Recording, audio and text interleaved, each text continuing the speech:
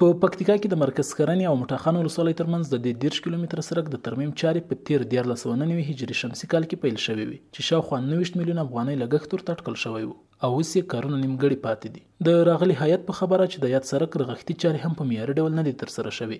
د دوی په خبره چې د بیا رغونې په برخه کې به هغه ټولې چارې بیرته په معیاري ډول پیل کړي چې نیمګړي پاتې دي. د حفظ مراقبت کومه پروژه چې ده د پکتیکا ولایت تر مټاخانه پورې 10 کیلومتره مسیر لري.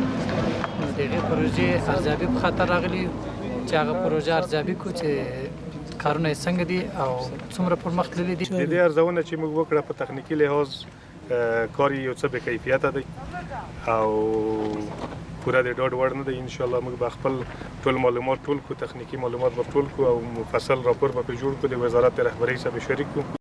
د پکتیکا ولایت د ټولګټو چارو رئیس وایي چې د دې سړک د ترمیم راپور به ترتیب او له لوړپوړو مسؤلینو سره شریک شي.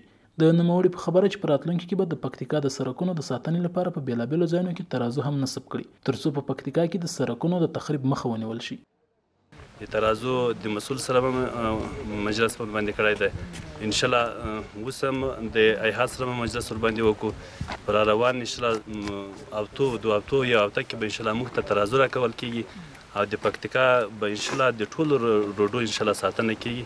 د ویلو دا چې د نوي دولت پر راتګ سره په پکتیکا کې د لرې پرتو ولسوالیو او یو شمېر کلیو ځینې فرعي لارې جغل اندازي شوې هم دي چې تر ډیره د خلکو ستونزې هوارې کړې دي.